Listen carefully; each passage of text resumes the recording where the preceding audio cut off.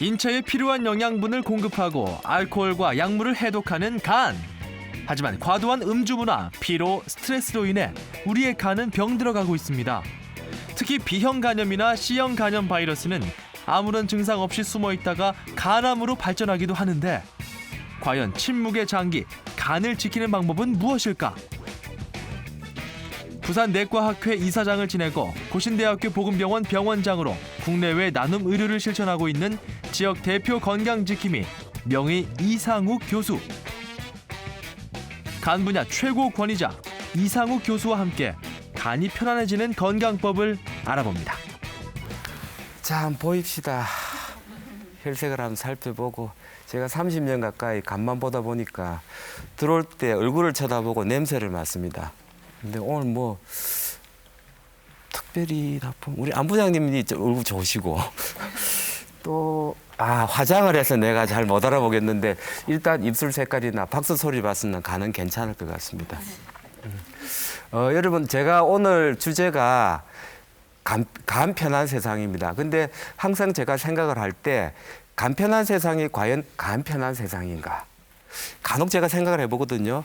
그러면 간 편한 세상이라는 건 슈퍼 가면 다 마늘도 까놨고 파도 다 까놨고 그렇게 하다 보면 그냥 가서 조리하면 돼. 조리도 어떤 경우에는 뭐 간단히 인스턴트 식품이나 이런 것들 술도 병따개 까면 바로 마실 수 있는 아주 술이 가까이 있는 사회. 이게 진짜 모든 것들이 간편해지는 만큼 그만큼 우리가 많은 걸 또 한꺼번에 먹을 수 있는 또 섭취할 수 있는 그런 기회가 많아지다 보니까 저는 간편한 세상이 과연 간편한 세상인가 한번 생각을 해보고 있습니다. 그래서 여러 가지 간편한 생활을 하다 보니까 시간이 많아지다 보면 여러 가지 주색, 잡기 이런 데 등하다 보면 결국은 간이 나빠질 노출될 기회가 많은데 오늘 이 시간 1월 10일입니다. 오늘이 그 작심 10일은 아니죠. 작심 3일인데 벌써 새해가 지나갔는데 또 술 마시 또 그 봐라 하는 이야기 하던 것처럼 술 마시는 분이 계실 것 같아요. 그래서 오늘은 이 시간 간을 갖다가 과연 지킬 수 있는 게 어떤 방법이 있냐. 근데 저는 수도 없이 많은 이야기를 해드렸지만 다 까먹더라고요. 그런데 오늘 금요일이니까 대부분 출근하시고 주부님만 남아있을 건데 기획 잘 하셔가지고 오늘 저녁에 남편 들어오면 꼬집으십시오. 꼬집고 공부고 이래서 결심을 지킬 수 있는 그런 시간이 되길 바랍니다. 제가 여기 슬라이드에 보시면 우리가 보면 한국인이 평생 우리가 80세를 넘었다고 합니다. 근데 신석기 시대는 13살밖에 못 살았다 그러거든요. 평균 연령이 이조 시대 뭐 왕들의 나이를 빠져 35세 독사를 합쳐갖고 그래서 그게 보통 보면 40세 전후였다가 지금 우리가 80세를 살고 있습니다. 그럼 오래 살면 좋으냐? 뭐 어떤 사람들은 굵고 짧게, 어떤 사람은 가늘고 길게 막 이런 이야기를 많이 하지만 요즘은 또 가늘고 굵고 길게 사는 것도 괜찮을 것 같아요. 굵고 길게. 그러려면 우리가 무병장수의 시대를 도전을 해야 되는데 보통 60이 넘어가고 나면 그때부터 질병하고 싸우는 일이 많아지거든요. 그래서 병은 평소에 관리를 해라고 제가 이 말씀을 드립니다. 그래서 오늘은 특별히 한국 사람 중에 암이 제일 많은 이유는 나이가 오래 살다 보니까 기계가 연식이 오래되고 결국 그러다 보니까 뭐 오랜 말에는 우리 전문 용어로 보링을 해가 쓰다 보면 무리가 오게 되고 그래서 자기 나이에 맞춰서 살지 않는 그것도 좀 중요한 문제인 것 같아요. 그러다 보면 이제 몸을 자꾸 새롭게 다려보면 암이 발생할 수밖에 없는데 결국은 제가 오늘 주제는 간 편한 세상이기 때문에 결국 우리나라의 남자의 경우에 간이 한 5위 정도 되는 사망률에 근데 40대 50대를 여러분 잘 아시다시피 40대 50대에 제일 위협하는 것은 간질환이고 가장 사망률이 높은 거는 아직도 한국의 현실이 아픈 현실이라고 생각을 합니다. 그래서 그러고 여자의 경우에도 점점 이제 술을 자꾸 마시고 여성들의 사회 활동이 늘어나다 보니까 묘하게 술에 노출될 기가 많다 보니까 결국은 간을 망치는 경우가 참 많아서 안타까운 현실이지만 2014년 오늘 우리가 강하게 한번 시작해 보겠습니다. 우리가 간을 모양을 보통 보는데 눈으로 볼 수 없잖아요. 저는 여러분 혈색을 보고 있으면 간의 모양이 그려집니다. 얼굴이 까맣ጨ쭉하고 울퉁불퉁할 것이다.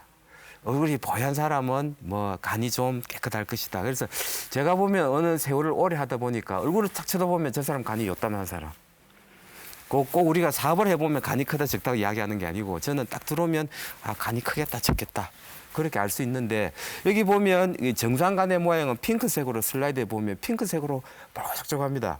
그게 이제 혹시 간염에 걸리면 표면이 좀 거칠어지거든요. 이렇게 거칠어지다가 조금 더 시간이 지나갖고 10년 전에 경골에서 불구하고 계속 뭐 못 먹어도 고다 뭐 굵고 짧게 어쩌고 저쩌고 하면서 호기 부린 사람들은 결국 이렇게 밑에처럼 아주 울퉁불퉁 흉측한 모양이 되고 그게 조금 더 지나다 보면 결국은 암으로 변하는 그런 코스를 지나기 때문에 결국은 보면 시작은 정상으로 우리가 하느님이 태어날 때 줄 때 깨끗하게 줬는데 우리가 관리를 잘못해가지고 이런 울퉁불퉁하게 힘든 일을 당하게 돼서 제가 볼 때는 관리를 잘못했다고 생각을 하거든요.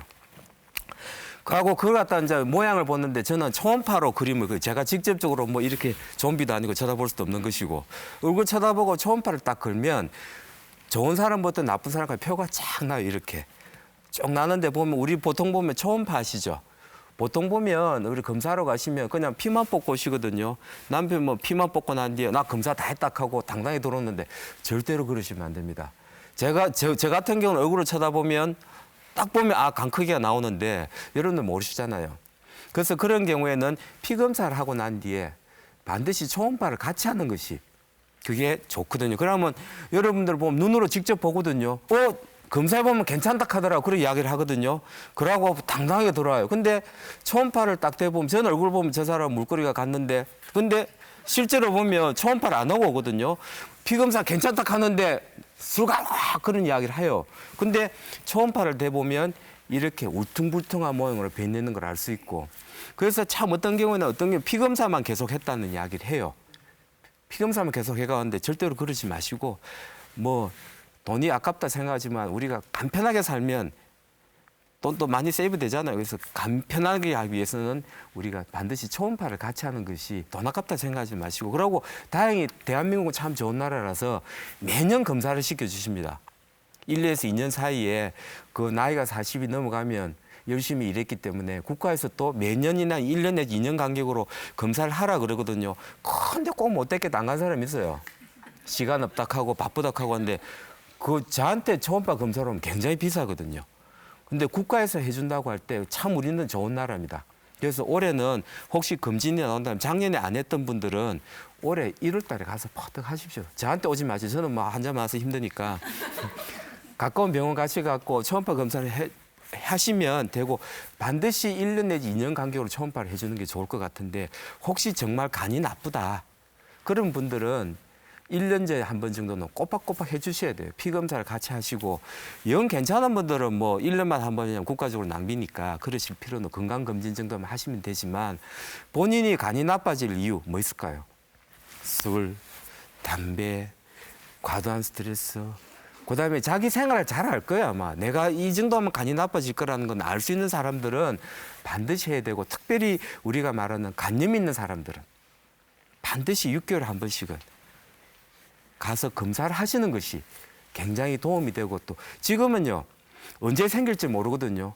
적이 언제 쳐들지 모를 때 항상 경계를 서는 군인들처럼 그게 맨날 총 쏘고 이러고 있을 수는 없잖아요. 그러니까 6개월에 한 번쯤은 계속 검사를 따라가 주시는 것이 험한 일을 당하지 않는다는 거죠. 그러고 안 생기게 할 수는 없습니다. 이미 간염이 발생돼 버리면 안 생기게 할 수는 없기 때문에 언제 생길지 모르기 때문에 항상 체크해주고 하는 그렇게 생각을 하시면 돼서 이 초음파를 보시면 항상 그래 해야 되고 뭐 초음파 하기 싫으면 제 얼굴 한번 보여주시면 제가 간 크기를 알 수 있습니다. 그래서 이제 오늘 처음 A형 간염에 대해서 먼저 말씀드리면 과거에는 A형 간염은 저 또래는 거의 감기처럼 지나갔어요. 이 A형 간염이 이제 과거에는 보로 입으로 주로 통해서 오거든요. 가장 오래된 간염의 역사를 가지고 있는 A형 간염입니다. 그 옛날에 로마 전쟁 때 많은 군인들이 저쪽에 그 전쟁 치러 갔다가 황들로 많은 사람이 죽었거든요. 그래서 지금 검사를 해보니까 그게 아마 입으로 통과되는 A형 간염인데 그게 우리 옛날에 보면 저 영주동 거기 보면 pom프해가지고 하고 물 차지고 올라오는 그런 세월이 있었잖아요. 우리가 상수도가 안 만들어졌을 때. 그런 경우에는 그 A형 간염이 집중적으로 많이 생겼는데 다행히 A형 간염은 보면 경과를 보면 거의 대부분이 여기 99%가 우리가 완치가 돼버려요. 근데 이제 1% 정도는 세상에 100%는 없잖아요. 1% 정도는 우리가 조금 뭐 오랫동안 고생할 수 있지만 거의 대부분은 좋아진다고 하는데 A형 간염의 원인을 보면 주로 지저분한 A형 간염 보균자 사이에 있는 사람, A형 간염 환자 옆에서 같이 뭐 놀았던 사람, 같이 뭐 음식을 먹었다든지 뭐 이래 이제 같이 했던 그런 사람의 경우에서는 A형 간염 발생할 수 있고 요즘은 보면 A형 간염 환자가 쓱 지나갔는데 애들이 흙 만지다가 그대로 입을 뭐 넣어가지고 노는 애들. 안 그러면 그렇게 뭐 깨끗이 하는 데서 해산물을 막 그렇게 먹은 경우에 우리는 부산은 깨끗하잖아요. 그죠? 부산 어디 가도 다 깨끗하게 하는데 그렇지 않은 경우가 많잖아요. 그죠? 그런 경우에는 이제 그 A형 간염이 올 수가 있고 그랬는데 A형 간염은 특히 젊은 층에 많아요. 그래서 40대, 50대 같이 우리 같이 이제 좀 이래 그 좀 노지에서 큰 사람들은 어떤 경우는 A형 간염이 거의 다 지나갔다고 보시면 됩니다. 되는데 젊은 우리가 뽀시랗게 큰 우리 20대, 10대 아들, 이 이쁜 아들, 이 얘들은 거의 A형 간염에 대한 내성이 별로 없거든요. 그래서 이런 경우에는 애들이 군대 가기 전에 안 그러면 학교 가기 전에 A형 간염 백신을 딱 놔줘 버리면 뭐 A형 간염에서는 회복이 되기 때문에 혹시 지금 A형 간염을 조기에 나을 수도 있지만 올 학교에 들어간다든지 요즘 애들이 유치원 가고 많이 가잖아요. 그러니까 공동생활을 들어가기 직전에 A형 간염 주사를 2번만 놔주면 예방이 됩니다. 그 싼 거 아닙니까? 그 돈을 조금 투자하고 나면 A형 간염이 된다는 걸. 또 그런 애들이 또 군대 가버리면 또 많이 생기거든요. 군대 가면 생기기 때문에 반드시 이제 공동생활을 들어가는 나이가 되면 그것을 A형 간염 백신을 꼭 놔주는 것이 오늘 시청자 여러분께 제 첫 번째 팁입니다. 두 번째 우리가 많은 것이 이제 B형 간염이거든요. 우리나라에 B형 간염 많은데 그 한때 B형 간염이 참 많았는데 전체 인구의 한 5%인데 지금은 3%로 줄었습니다. 왜 그러냐 그러면 90년대에 국가에서 백신을 놓기 시작했거든요. 전 국민에게 B형 간염 백신을 놓음을 해가지고 30대 이하는요 2%가 안 됩니다. 확 줄었는데 그 혜택을 못 받은 우리 60대 산업 역군들이 했던 우리 아버지들 그런 분들은 아직도 10%까지도 올라가거든요. 왜냐하면 그때는 그런 혜택을 못 받았으니까. 그래서 그분들의 노력이 또 이 나라를 이뤘다고 생각을 한다 그러면 좀 마음은 아프지만 그분들은 또 제가 관리하지 않습니까? 그래서 B형 간염은 그래서 지금은 B형 간염, A형 간염처럼 백신을 맞으면 되는데 백신을 맞게 되는 경우도 마찬가지입니다. 같이 그 비슷한 시기에 시작하면 되는데 B형 간염은 아기가 태어나자마자 지금 다 놓아줍니다. 의무적으로.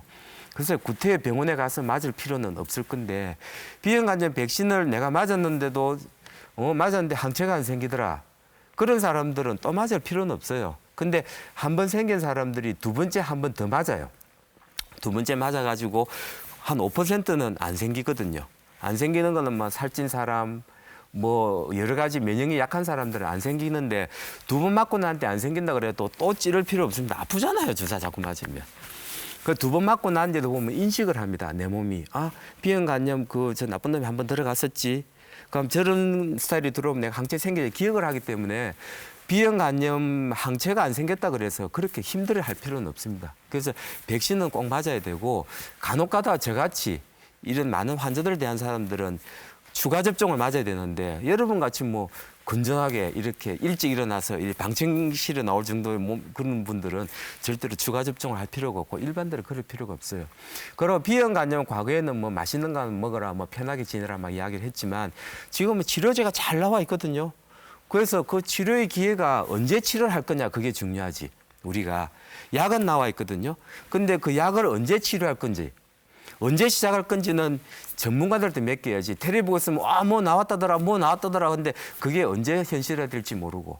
그래서 병원을 가셔가지고 있다 그러면 약은 나와 있습니다. 아주 좋은 약이 나와 있거든요.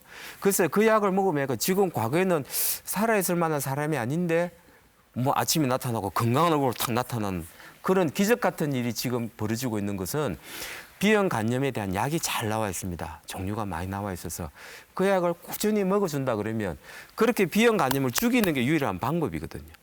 그래서 혹시 뭐 있으면 뭐 보긴 전에 약도 없다 하더라고 방에서 이래갖고 입을 덮고 계시는 분들은 가감하고 병원을 나가셔서 내 간 상태, B형 간염 상태를 보고 또 해야 되고 B형 간염 환자들이 여러 가지가 참 어려움이 참 많습니다. 많은데 취업에 막 제한을 두기도 하고 막 그러거든요. 근데 옛날에 보면 뭐 숟가락 된장 같이 먹지 마라, 술잔 돌리지 마라. 그거는 B형 간염에 해당되는 이야기는 아닙니다. 그래서 이 땅에 많은 비형 간염 환자들이 이제 한 5%, 3% 정도 있지만 그분들이 정상적인 생활을 충분히 할 수 있거든요. 그러고 결코 공동으로 우리 한국은 공동 문화잖아요. 우리가 보면 공동탕에도 목욕탕도 공동탕, 된장도 공동, 국도 공동. 우리가 함께 하는 걸 참 좋아하는 민족이 돼서 그런 걸 어째 꺼려 해가지고 비형 간염이니까 무슨 이렇게 보듯이 하는데 절대로 그럴 필요가 없습니다. 비형 간염은 뭐 입으로 옮기는 게 아니거든요. 근데 쉽게 이야기하면 뭐 치매 보통 보면 비형 간염이 옮기려고 한 1억 마리 정도 돼야 되는데 한 10억 정도 돼요, 균수가. 근데 침에 들어있는 건 1000도 안 되거든요. 그러면 침으로 옮긴다 그러면 침이 한 10만 cc 정도는 있어야 옮긴다고 생각하면, 그죠? 여러분 잠깐 한다고 일실도 가지도 않거든요. 그하고 요즘 생활은 뭐 손가락 빨아갖고 입에 미기는 그런 무식한 할머니 없잖아요. 지금은. 그렇기 때문에 별코 직장 생활하는데 같이 뭐 숟가락을 소독한다든가 이런 것들을 할 필요가 없어요.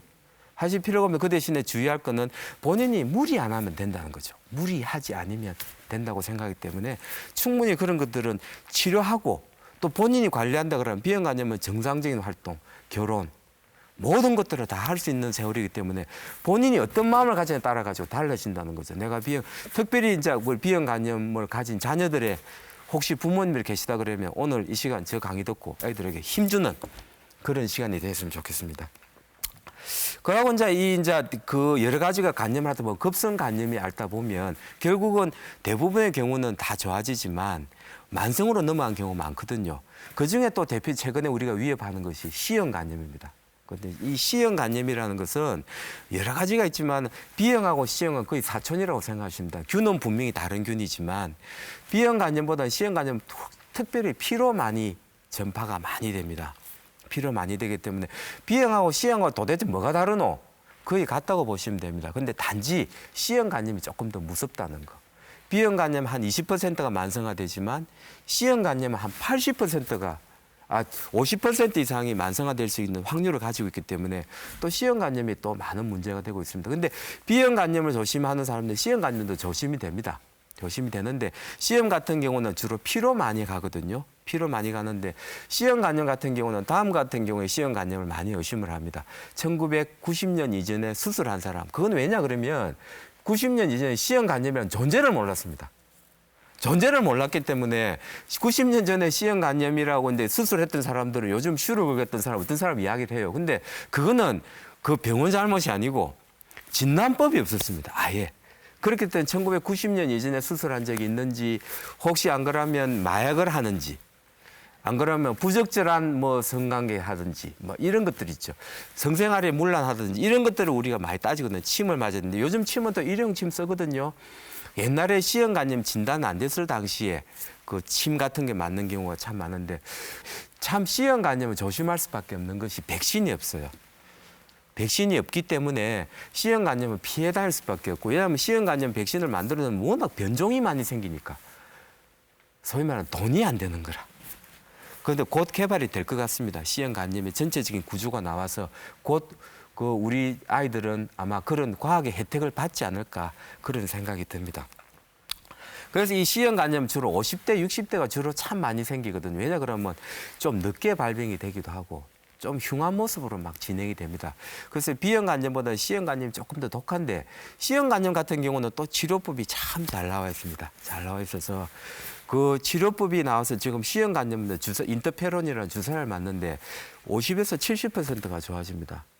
10명 치료하면 5명에서 7명인데 에이 꼴랑 그거 이야기하는데 그걸 10만 명 중에 5만 명에 7만 명이 좋아집니다. 그래 생각하시면 되는데 그 치료를 시작하자 그러면 에이 내가 뭐 혹시 안 되면 그 재수없는 소리를 꼭 하시는 분이 있더라고요. 치료를 받아보고 하시면 되는데 내 치료 안 되면 어떡할 거냐. 그런 생각하다 보면 구더기 무서워서 장 못 담는 건데 C형 간염은 50에서 70% 좋아지거든요. 근데 C형 간염 진단받고 그냥 멍청한 일이 있습니다. 절대 그러시면 안 되고 C형 간염이 우리가 진단되었다 그러면 지금 잊지 마시고 병원에 가셔서 혹시 보균자니까 괜찮을 거라고 생각하시는 분들은 병원에 가셔가지고 C형 간염의 상태를 체크하고 검사를 하시면 또 C형 간염은 또 우리가 간편하게 된다는 거죠. 그렇게 생각하시기 때문에 우리가 시행관념이 있다 그래가지고 절대 포기하지 마. 지금은 세월이 많이 다릅니다. 21세기 첨단의 시대에 살고 있고 스마트폰을 갖고 있는 세대이기 때문에 과학 혜택을 많이 받고 있습니다. 절대 집안에 있지 말고 움츠러들지 말고 이 1월 달에 춥더라고 움츠러들지 말고 갓낮보다 움츠러들지 말고 활짝 펴가지고 일어서는 그런 시간이 되기 바랍니다. 그래서 시행관념, 그래서 우리가 보통 보면 시행관념이나 비행관념에 걸리면 우리가 치료를 안 하고 그냥 막 많이 있는 경우 있는데 그런 거 참 안타깝거든요. 그래서 이게 이제 근데 급성인 경우에서는 좋아지겠지만 만성으로 갔을 때는 어떻게 할 것인가. 근데 만성 간질환에 빠지면 지내면 이제 만성 어떻게 생각하냐 그러면 6개월 이상. 보통 보면 6개월 이상 그 병으로 앓고 있는 경우는 급성은 모든 대부분의 간은 6개월 안에 없어져 버립니다. 반년 이내에. 근데 6개월이 넘어가고 난 뒤에 간 기능이 계속 나쁘다, 피곤하다, 뭐 하는데 비형 간염을 알았는데 6개월 지나고 균이 계속 있다 그러면 만성이라고 이야기를 합니다. 근데 만성이라고 이야기를 하는데 만성 질환이 되면 만성이 되면 잘 안 는다는 거죠. 그죠? 잘 낫지 않는다는 거기 때문에 그것을 우리가 어떻게 관리할 거냐.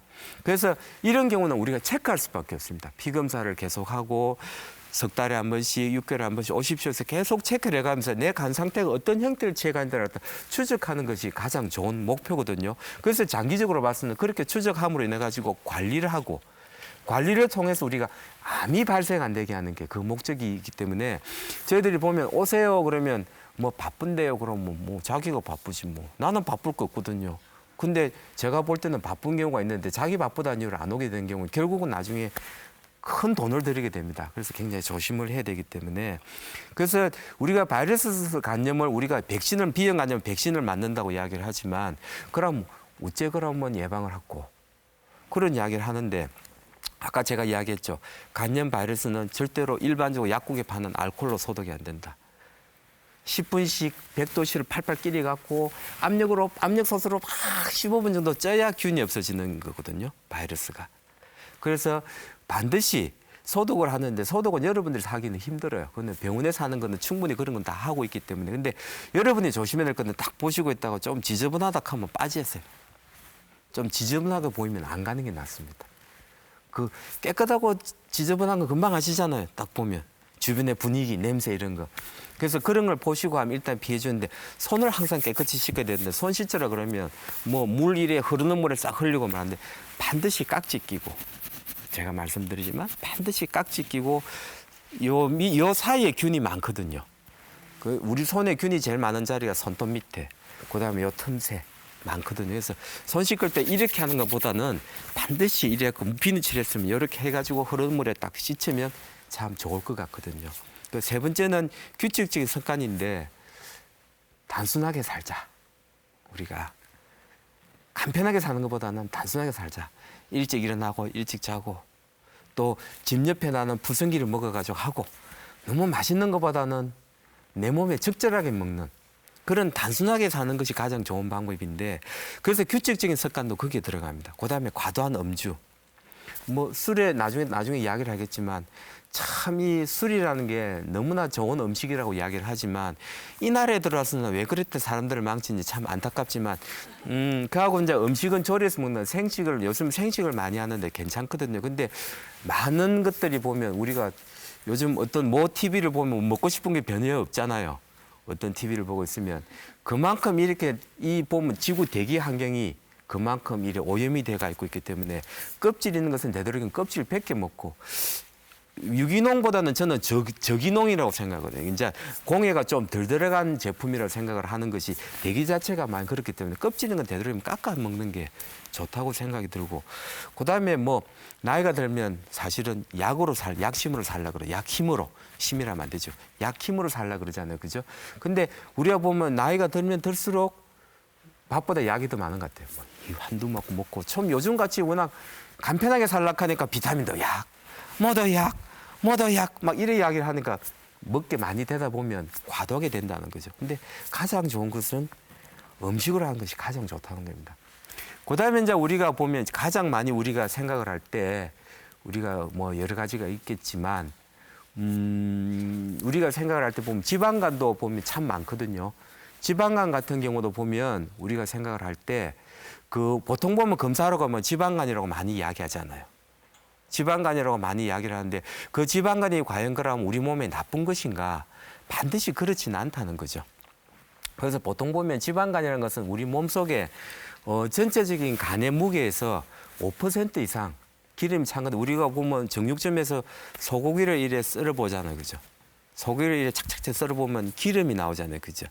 그런 기름이 있는 부분들이 전체적으로 간 자체가 하얗게 기름이 낀 상태를 말합니다. 그래서 지방간은 그러면 반드시 나쁜 것이냐? 근데 우리가 생각을 할 때 지방간은 반드시 나쁘다고 생각을 하지는 않습니다. 그 이유는 뭐냐 그러면 지방간 자체 우리가 잘 먹다 보니까 생기는 것이고 간혹 지방간을 우리가 보통 보면 근데 간은 보통 보면 우리가 보면 이렇게 간 세포 틈이 있습니다. 틈이 있는데 요 틈에 보면 제 마디마디가 일종의 간 세포라고 보시면 돼요. 간 세포라고 보면 되는데 이 마디마디 하나에 전체적으로 봤을 때 피가 흘러가는 공간이 여기 있습니다. 근데 지방이 끼면 보통 평소에 이만큼 피가 확 들어와야 되는데 지방이 끼면 이게 좁아져요. 좁아지면 피가 적게 들어오겠죠. 적게 들어오게 되면 보통 때는 괜찮아요. 근데 열받고 스트레스 받고 막 힘들 때 피가 많이 필요해가지고 막 간을 씻어내야 되고 피가 많이 가야 되는 순간에 못 들어오는 거예요. 이제. 피가. 그런 경우가 생기기 때문에 지방간이 생긴다 그러면 참 조심을 해야 되는 것이 지방간이 생기면 모든 건 제가 이야기했죠. 아픔이 있을 때 성숙하고 아픔이 있을 때 병원을 가는 거거든요. 그래서 아프다는 건 참 좋은 거라고 생각합니다. 저는. 근데 치료될 수 있는 아픔이 있을 때는 괜찮은데 치료될 수 없는 아픔은 상처가 되잖아요. 그렇죠? 근데 지방간은 치료될 수 있는 상처의 시작이거든요. 그래서 이런 경우가 생기면 막 고민하지 마시고 자, 내가 먹는 것을 한 몇 숟가락을 뺄까? 2숟가락 뺄까? 3숟가락 뺄까? 자기 체중보다는 많이 찐 사람들은 4숟가락 빼야 되고 어떤 사람은 1숟가락 빼도 2숟가락 빼야 되고 우리 안정 아나운서는 절대로 뭐 숟가락 줄일 필요가 없겠고 그 몇 분은 막 5숟가락도 줄여야 될 것 같고 근데 그게 이제 보통 보면 지금도 살을 빼야 된다고 많이 생각을 하거든요. 내가 살을 빼야지 하고 이야기를 하는데 살 뺀다고 생각이 가장 좋은 방법입니다. 근데 그 지방간인데요. 체중을 줄이세요. 그러면 당장 어디 가느냐? 뭐 돈 주고 헬스장 가시잖아요. 가고 막 한 3일 막 뛰고 나는데 아이고 다리야. 수영장 끊고 가다가 말아버리거든요. 그러지 말고 제가 말한 것대로 밥을 몇 숟가락 줄일 거냐. 좀 많다 그러면 5숟가락인데 밥은 요만히 떠놓고 5숟가락 밥 하나도 없는 경우 생기는데 보통 자기 숟가락이 한 3숟가락, 4숟가락, 5숟가락 정도인데 경우에 따라서 다르거든요. 날씬한 사람이 5숟가락 줄이면 그건 꼬쟁이 되잖아. 그거는. 그렇게 될 필요가 없고 그래서 밥을 양을 좀 줄여주는 게 가장 좋을 것 같고 두 번째 우리가 그 대중교통수단을 타는 게 참 좋을 것 같아요. 이렇게 찡기가 밀리다 보면 체중도 빠지잖아요. 그렇게 하고 지하철 타서 걷는 거리 또 버스에서 우리 집이 한 버스 코앞에 내리지 말고 한 2-3정거장 앞에 내리가 걷는 거 요 정도만 해도 금방 빠집니다. 근데 하고 나면 아이고 배고파라고 집에서 또 막 먹거든요. 근데 그래 하지 말고 그런 것들을 갖다 생활 속에서 한다 그러면 너무 목표를 높이 너무 높이 오늘 뭐 1월 1일 했을 때 또 높이 잡았을 거예요. 막 잡았는데 또 하면 또 사람이 의지 없는 사람이 돼버리기 때문에 그럴 필요가 없다는 거죠. 그래서 제가 이야기했죠. 대중교통수단을 쓰고 버스도 한 2-3정 정도 내리가 걸어가자. 그래서 오늘 여기서 내려간 것도 굉장히 요 문화홀에서 내려간 것도 굉장히 좋을 것 같아요. 그리고 그다음에 밥은 한 2숟가락, 2 내지 3숟가락 줄이면 괜찮다는 거죠. 근데 그러다 보면 당장 내부터 산에 갈 걸 산에 가고 막 그러거든요. 그렇게 하지 마시고 생활 속에서 제가 지켜나가는 것이 가장 좋을 것 같거든요. 그래서 그 이제 지방간 같은 경우에 보면 그 보통 보면 지방간은 언제 오냐 그러면 과도하게 많이 먹는 경우, 그다음에 또 이거 또 마시는 경우, 어떤 경우는 연말에 한 3일 정도 마셔도 간이 지방으로 확 차버립니다. 그만큼 민감하기 때문에 결국은 술 같은 걸 안 먹게 되고 좀 적게 먹고 그래서 그렇게 적게 먹고 약간 우리가 욕심을 부리지 않는다 그러면 더욱 간이 간편하게 되지 않을까 생각이 됩니다. 그래서 우리가 보면 올해는 욕심을 좀 버리고 배려하는 그런 한 해가 되면 간도 굉장히 편할 거예요. 용서하고 이러다 보면 자기 마음이 편해지면 간도 편해지거든요. 그래서 지방간에 있었는데 지방간에 보면 뭐 어떤 험한 병으로 간다. 지방간을 진단받은 순간 가운데 본인이 관리 들어가면 괜찮아요. 근데 관리를 들어가지 않고 뭐 제가 아까 잠깐 이야기한 것처럼 뭐 굵고 뭐 굵고 뭐 짧게 뭐 이런 호기를 부리지 마시고 건강진단에서 지방간이라 나온다 그러면 바로 제가 아까 말씀드린 팁을 실천하시면 될 것 같고 술도 확 줄이셔야 돼요. 줄여야 되고 술은 안 먹어야 되죠. 안 먹는 게 가장 좋은데 생활이 그렇지 않으니까. 그래서 이제 지방간 자체가 참 그래 이제 보통 보면 지방간이 발생하면 아까 시작하라 그랬는데 두 번째 가장 우리나라 사람 많은 것이 세 번째 많은 것이 알코올성 간질환이거든요. 아까 뭐 우리 모두의 이야기한 것처럼 한국은 과연 술이 과연 나쁘냐고 물어봤지만 술은 절대로 나쁘지 않습니다. 뭐 포도주 한 잔, 뭐 적포도주 한 잔, 뭐 지금 심장병도 예방된다 그러면 그 적포도주 한 잔이 우리 보통 보면 우물에 마중물이라 그러잖아요. 이게 마중술이 되더라니까 그게. 그거 딱 까놓고 이왕에 깠으니까 하고 뭐 이렇게 하는 경우가 참 많은데 그래서 이 술이라는 게 참 보면 인간관계에서 보면 짧은 시간에 친하게 만들 수 있고 또 여러 가지 좋은 점이 있겠지만 한국은 과거에 막걸리 때는 이만큼 술에 대한 중독이나 이런 게 많지는 않았습니다. 왜? 우리는 배고파서. 우리가 일하다 보면 참으로 막걸리 한 잔 먹는데 요새 막걸리 먹는데 치킨에 맥주 시켜가지고 먹더라고요. 이제 그렇게 변한 거예요, 지금 이게. 그래서 과거에 먹던 우리 선조들의 술의 양은 많지를 않았고 절주하는 문화인데 지금 이제 복잡하시다 보니까 그러고 짧은 시간에 뭔을 이루어야 된다는 그런 것 때문에 술로 확 부가지 하던 그런 세월이 많고 그 폭탄주의 원조는 한국이잖아요. 한국이 폭탄주의 원조인데 워낙 그 북한에서 못 내려온 이유가 폭탄주 때문에 못 내려온다고 그러잖아요. 근데 이 폭탄주도 문화도 참 바뀐 게 과거에는 뭐 그 폭탄주 시작이 어떻게 되냐 그러면 뉴욕 부둣가에서 그 이 노무자들이 돈이 없으니까 빨리 먹고 이제 취하려고 막 부어가지고 믹스해갖고 막 싼 위스키하고 마시는 그게 시작이라고 이야기를 하는데 꼽힌 거는 한국이라고 생각합니다. 근데 지금은 이제 참 바뀌어가지고 그 양주하고 맥주를 섞는 그런 폭탄주는 아니고 소주하고 맥주를 섞대요. 아주 경제주 실리적으로 바뀌었던데 그걸 이제 과학적으로 좀 이야기하면 오늘 또 그래 또 소주를 마실라. 8% 정도 될 때가 가장 맛있대요. 샴페인 같은 경우는 한 7, 8% 됐는데 8% 될 때가 많은데 맥주하고 소주를 섞으면 거의 7 내지 8%딱 맛있는 양이 된다고 뭐 그런 사람 이야기를 하는데 그렇게 하다 보니 양이 늘어나는 거예요, 자꾸. 그리고 또 한 가지 문제는 그 소주가 달아졌습니다. 한국의 소주가 어느 순간부터. 그 과거에 어떤 시인의 시를 보면 썬 소주 한 잔 마시고 바깥에 비를 보면 인생을 뭐 우리가 곰씹는다는 그런 시가 있는데 요새 그런 시 보면 누가 무슨 소주가 씹단 말이고 이야기하거든요. 그거는 왜냐 그러면 이게 여성들의 술을 마실 기회가 많아지니까 아무래도 달짝지근한 그런 게 들어가고 단술을 마시잖아요. 그죠? 우리 술의 최고는 단술 아닙니까? 그죠? 단술 먹으면 되는데 그래 안 하는 경우가 참 많은데 그 술을 갖다 마시는 경우에 이 소주를 이래 쫙 마시고 하면 단기 잘 넘어가잖아. 그래서 옛날에 소주가 쓰기 때문에 여자들은 잘 안 마셔요. 영화에 보면 그 김지미 그 선생님 나오면 이러잖아요. 몸 이러는데 요새는 쫙쫙 넘어가는 게 제가 위험하더라니까. 근데 그렇게 그만큼 술을 접할 수 있는 시기가 많아져서 점점 많고 과거에 남자들이 참 많았거든요. 술을 갖다가 우리 사회생활하는 남자가 많은데 지금은 이제 남녀가 같이 일을 하는 그런 평등하게 되고 이제 같이 되니까 과연 술자리가 점점 많아지게 되는 거라. 많다 보면 남자는 여자보다 상대적으로 좀 여자가 남자보다 조금 약하거든요. 물도 좀 적고 지방물은 좀 많다 보니까 자연 알코올에 대한 약해져요. 약해지는데 그 생각하고 니하고 술로 막 붙자는 이런 경우가 참 많게 되면 술로 절대 싸우지 마십시오.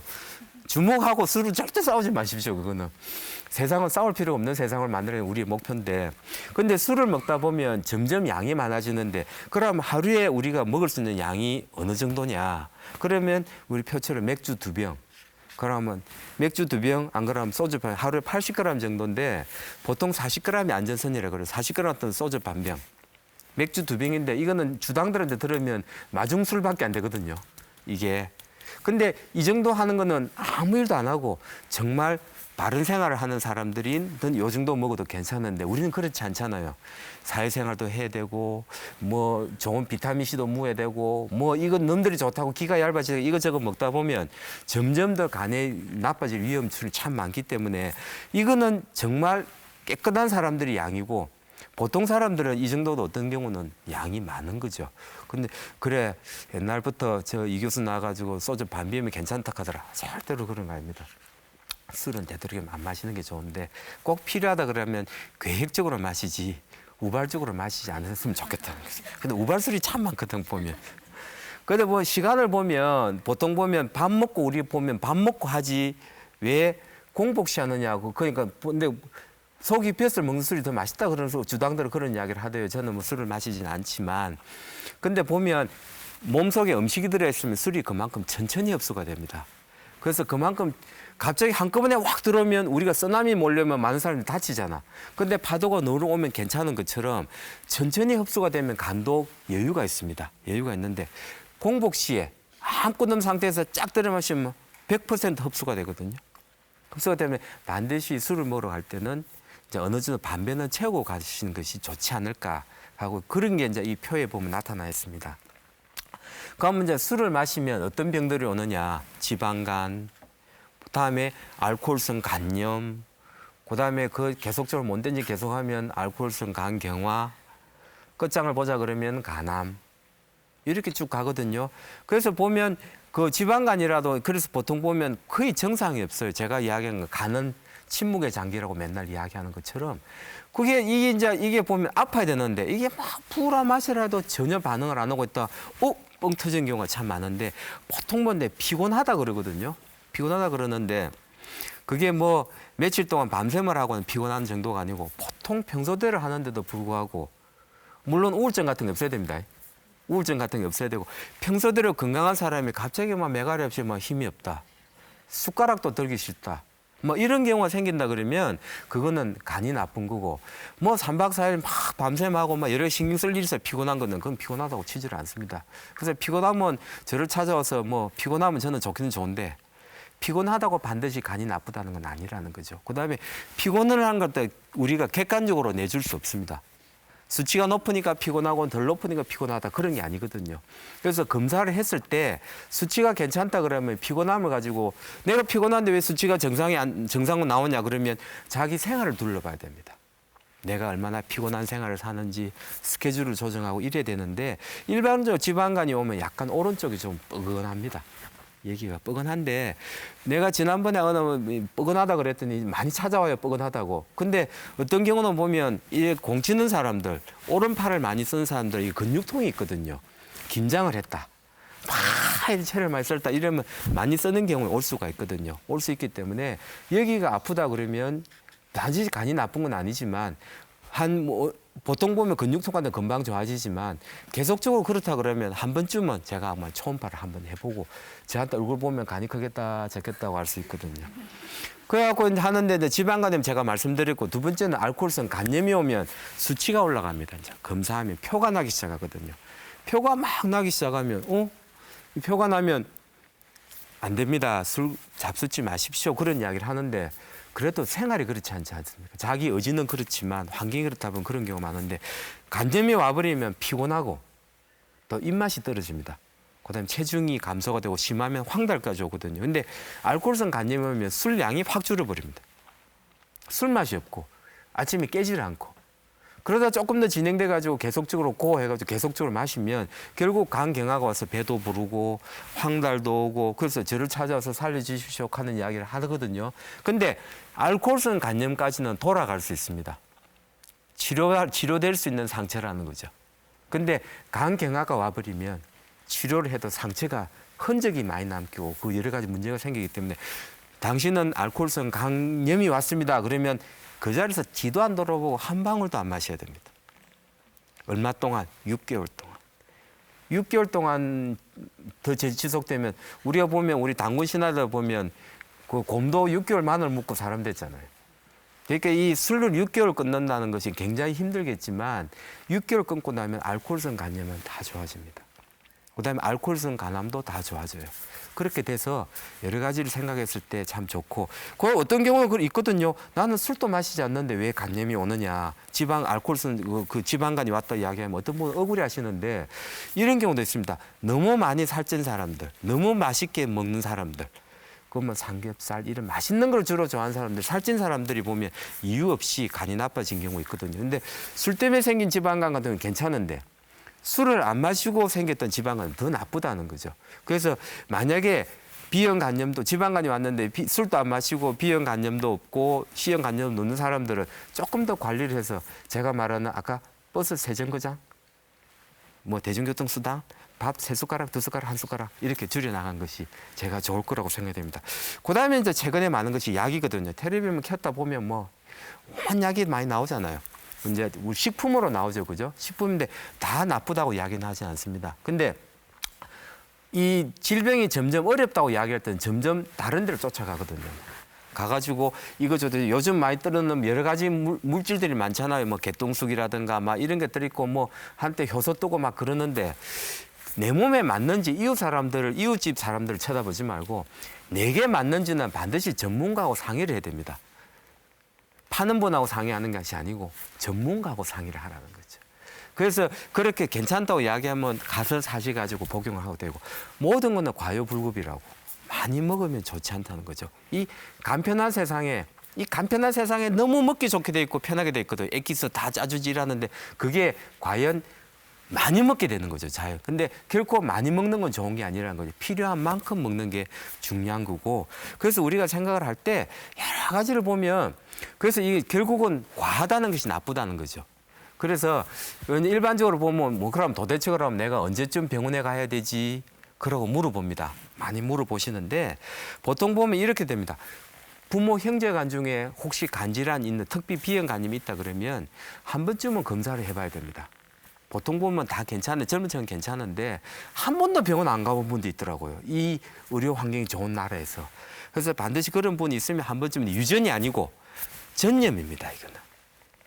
형제간이 가보라고 하면 당장 유전하겠는데 유전이 아니고 전염이라는 거. 그다음에 90년 전에 수술 받았던 흔적이 있는 사람들은 한 번쯤은 검사를 지금 다 할 수 있거든요. 해보면 C형 간염에 대한 검사를 해보는 거고 너무 피곤하다. 그런 경우에도 저한테 한번 오셔야 될 것 같고 배가 벙벙한데 소화가 안 된 사람이 있는데 간이 나쁜 사람들, 간 복신자 이런 사람들 배가 벙벙하면 복수 찬 경우가 참 많거든요. 담배 맛 떨어지고 입맛 떨어지고 술맛 떨어지면 한번 가봐야 됩니다. 가보셔야 되고 또 위치 따라서는 피부에 따라서 나이에 60이 됐는데도 막 여드름이 나고 막 그런 경우 있죠. 호르몬 바란스가 깨지거든요. 그런 경우에도 한 번씩 가봐줘야 되고 뭐 생리가 불편하고 기타 그래 있는데 우선 좀 눈이 좀 약간 좀 너무 피곤한 경우가 가장 대표적인 증상입니다. 그래서 그런 증상들 왔을 때 바로 병원은 바로 옆에 있습니다. 바로 인근에 좋은 병원들이 있기 때문에 가셔서 만나시면 바로 검사가 되거든요. 그래서 간편하게 검사할 수 있습니다. 간을. 그래서 간편하게 검사한다 그러면 간편 현상이 될 것 같아요. 그래서 제 강의는 들었는데 너무 빨리 해서 좀 힘드시겠지만 제가 질문을 하겠습니다. 혹시 좌중에 질문이 있으시면 네, 말씀하시죠. 네, 얼마 전에 남편이 건강검진에서 지방간이 있다고 나왔는데요. 지방간이 있으면 간암 위험이 있는지 궁금하고요. 예. 그리고 또 어떤 점을 조심해야 되는지 궁금합니다. 혹시 뭐 남편 직업이 무엇인지? 영업직 간부로 있습니다. 네, 제가 왜 직업을 물어보느냐 그러면 보통 그 사람의 환경을 봐야 돼요. 그냥 술 먹지 마세요 그러는데 저런 영업직에 사람을 접대해야 될 사람 보고 술 먹지 말라고 하면 자기 직장 끊으라는 이야기가 똑같은 거거든요. 그래서 물어보는데 일단은 이제 영업직이면 일반적으로 술을 많이 마시게 되는 경우가 있거든요. 그래서 아마 그 지방간 자체가 술 때문에 생긴 걸로 생각이 됩니다. 그래서 남편하고 잘 물어보시고 그래서 혹시 어떠냐고 물어보고 이제 본인의 술 생활이 있다 술을 많이 마시는 그런 자리에 있다 그러면 그것만 줄여줘도 지방간이 많이 줄고 아까 제가 이야기한 것처럼 뭐 일주일에 한 2번, 3번 정도는 메트로 타고 지하철 타고 가시고 걸어가고 근데 운동 중에 제일 나쁜 게 뭐냐 그러면 주말에 한꺼번에 하는 겁니다. 일주일 내내 자고 있다가 토요일 날 보고 옷 갈아입고 막 올라왔고 올라갈 때 폼은 보면 또 에베레스트 올라간 폼을 하고 오거든요. 뒷동산 올라가면서. 주말에 한꺼번에 하는 운동이 가장 해롭다 그래요. 심장이 나쁘다 그래요. 그래서 보면 이제 생활을 갖다 조금 조절해 주고 무조건 술 먹지 마라 막 이야기하면 남자 기 죽습니다.